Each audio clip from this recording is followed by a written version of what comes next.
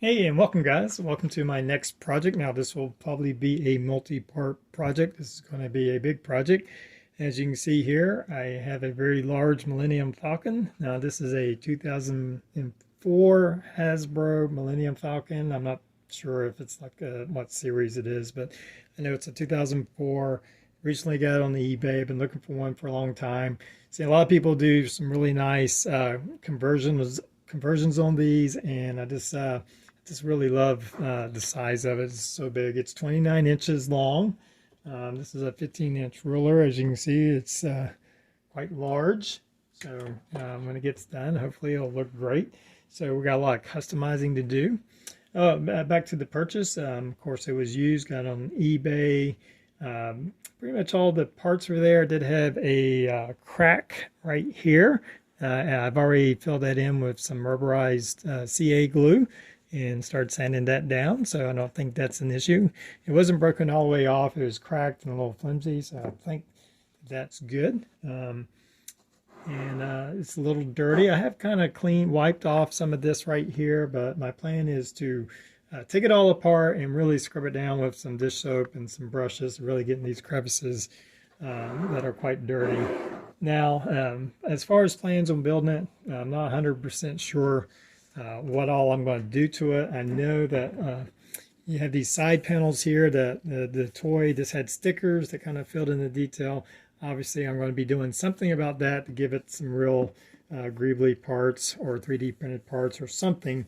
I'm not worried about being 100% accurate to the model. You know, again, this is a toy, and I just want to make a nice looking display piece out of it. You know, it's very large, so I think it'll just be a lot of fun. Obviously, we'll do something with these back. There's no grills here. I'll probably 3D print out something, cut those out, put those there. I do plan on lighting it to some degree. I haven't decided how much. Obviously, we'll do the engine lights, and we'll be removing that whole section there. Now, the biggest flaw in this toy is this kind of weird landing gear that they just kind of threw on. Other than that, it's really nicely detailed, a lot of accuracy. I'm not going to say it's completely accurate, but it's scaled pretty nice, and you know, it looks like the Millennium Falcon. And I was comparing it with my fine molds Falcon, and it is. There's a lot of things that are very accurate. There's a lot of things that are not accurate, but there are a lot of things that are very accurate. So I'm going to have to take it apart. There's a bunch of screws down here. We have another flaw, I say, or one part is this underneath gun. It's just kind of molded in there.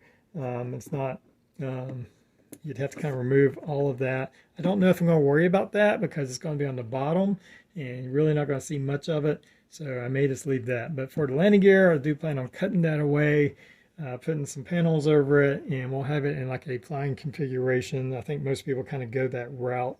I'm not going to try to print out landing gear or anything for this. I'm going to have it mounted some way or another, but we'll have to remove all these screws to get it apart and you know, see what we can do with it and figure out how I'm going to do the power and things of that nature. Now, I've seen people also detail out the cockpit. Undecided on that. You know, part of me wants to do it, but man, that's a lot of work. Obviously, if I don't, well, at minimum, we'll cut away this plastic here, put some plastic, clear plastic styrene with maybe kind of painted black on the inside to at least darken and give it a better effect on the cockpit. And I've seen people do that too, and that works good. So, but big things are just these side panels right here. Probably try to replace this gun somehow. Just the barrels are kind of bent forward, and it just something about it just doesn't look quite right. And so I'll probably try to print out a new one on that. This radar dish is not very accurate right here in the support section of it, but I don't know if it's so bad that I'm going to change that out. It does look like it's been kind of bent out of shape, so I may try to put that in hot water and see if I can get that back into a more circular shape. It kind of looks like it's kind of clammed over a little bit. So that's the plan right now. Again, I'm not going to try to do all this in one video. first thing is just taking it apart and cleaning it and kind of start making decisions what I want to do with it.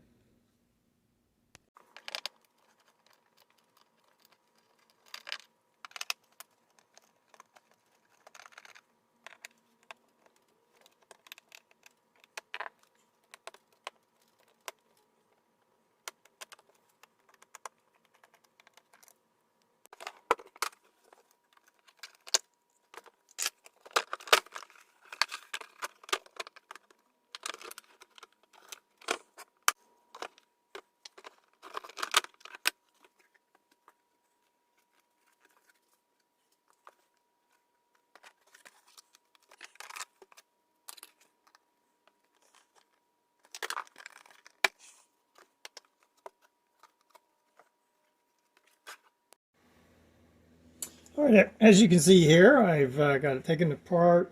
It's a little bit of work. I wasn't sure on how to get all those parts off. Some of them have like these side caps here, have little plugs, and the same with the cockpit. But once I got that, I was able to pull it all off. You can see that I've gone ahead and cut away this funky looking landing gear that comes with it. Now this was a bit of a pain. I first tried to use like a hobby saw, but this really grips into it and made it very difficult for. I think I did this one with a hobby saw.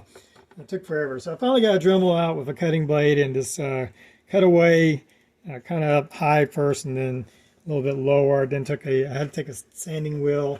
It's a bit fibrous, as you can see. It's not quite like styrene plastic. It does sand down, but not like styrene does. It leaves these little fibers and stuff, so you have to kind of clean all that up.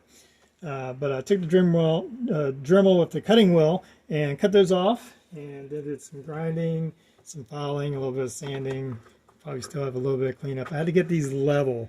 As you can see right here, I've started making some landing gear doors, and I just kind of went off my fine molds Falcon, my 1/72 scale fine molds Falcon, what it looked like on the bottom. I think that's fairly accurate.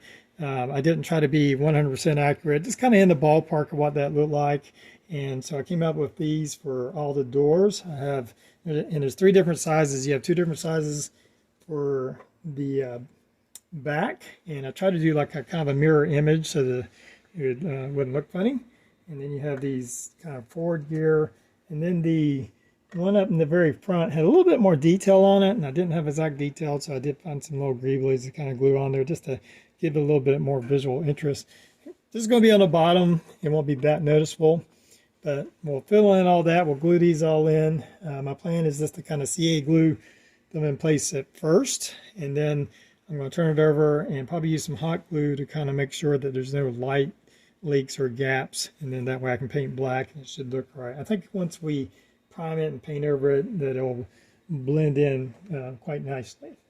I'm in the process of trying to print out some replacement parts. I haven't had a lot of luck with that yet. I tried to do a gun and it failed, so I'll have to come back and try to do that again, and just looking at some other options. So I got the bottom done. Of course I washed it. I used a little dish soap and a paintbrush, and that did a pretty good job of getting in and removing all the dirt. It really wasn't that hard. So it's all clean now, and I'm just working on getting this bottom finish. There's still a lot of figuring out I have to do. I'm trying to do the things that I know I have to do that won't really interfere with the rest of the kit, such as this landing gear, and then I can move into the more difficult parts of the build.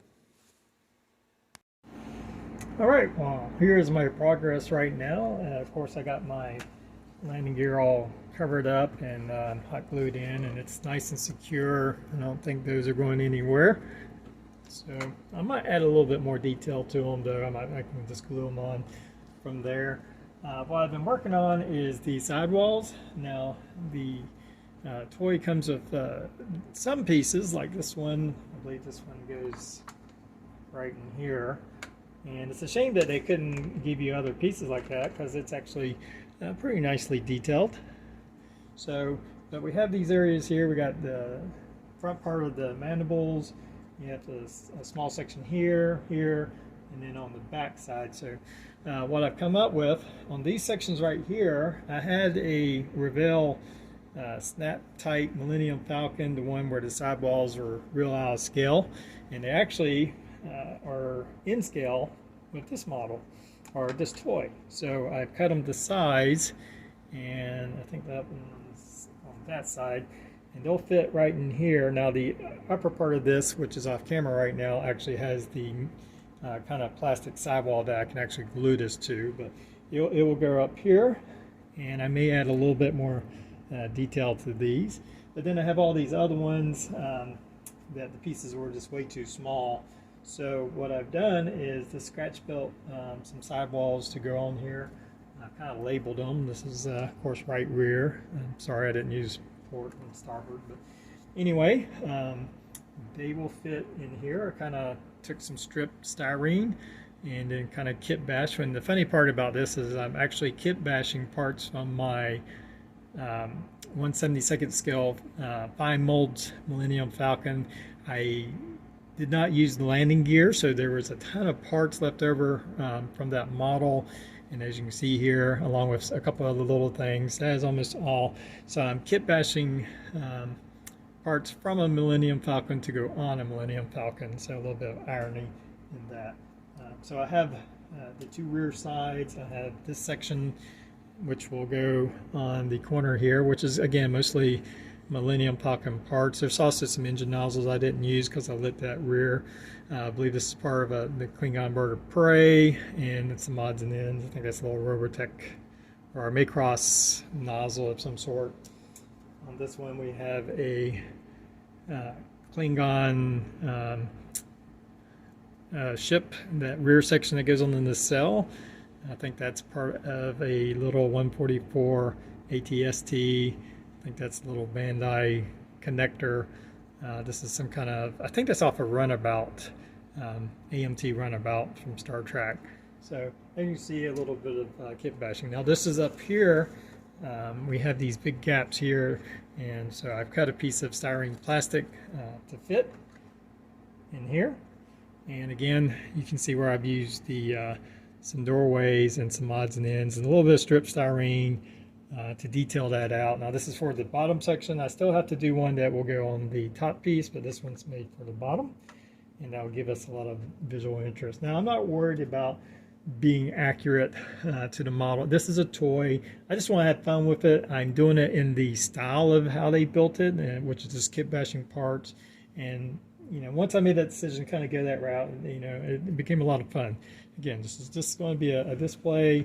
It's a toy that I'm customizing. I'm not worried about being screen accurate. There's already a lot of flaws in it. So I'm just having fun with it. And it's done in the style that it was originally created. So I'm trying to print out a new cockpit. My first attempt failed because my build plate is just not large enough. It's a fairly small build plate on my resin printer.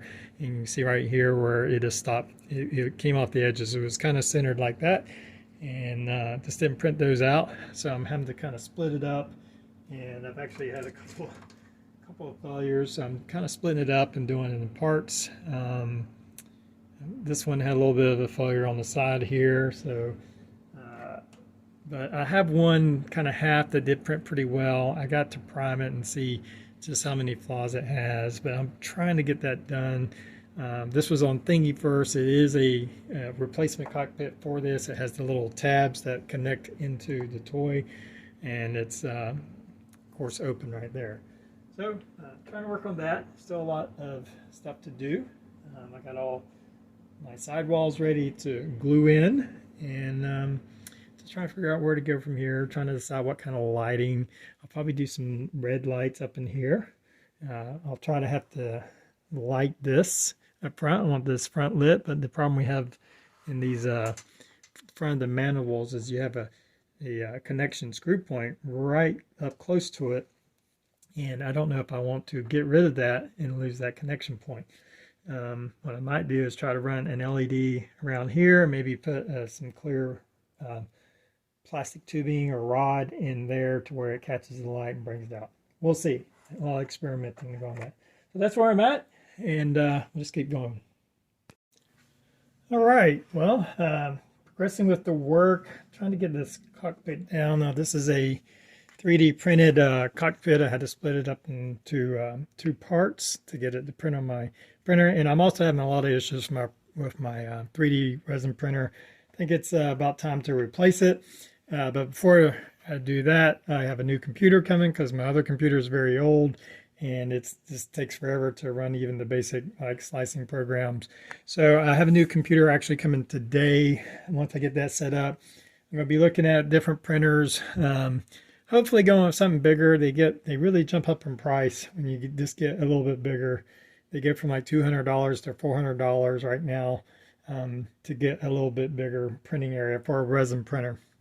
I think I want to stay with resin. I thought about the filament printers, but even the good ones, you can see all the lines, and I really don't want that. But anyway, so I had this that I've worked on. I've primed over. It was printed in a clear resin like this. It took several prints to kind of get the size and everything right. But it also, I'm having a hard time getting it to fit onto the existing mount right here. So I don't know if I'm going to be building out a cockpit. As a matter of fact, I may even resort to going back to this original piece and maybe cutting away the window areas and putting some kind of clear plastic in there with maybe a black background. I know that's the easy way to go, but sometimes you have to weigh out how much work you're willing to do on a certain project. And this is just a toy that's just going to be displayed, so it's not like, and I have a fine molds Falcon that I spent a lot of time in trying to make it as accurate as possible. So this is not that kind of project for me. And so I don't know yet. We'll see. We'll see how it works out. I primed some of these parts that I have scratch built, and I think they turned out pretty good. Once you prime it over, it kind of unifies all the parts, and I think that'll work out very well. Here's one of the sidewalls, as you can see, kind of with the primed area, the difference that primer coat makes. Again, it just kind of unifies it and brings it all together. I did print out some parts for our engine louvers or whatever they are to go back here.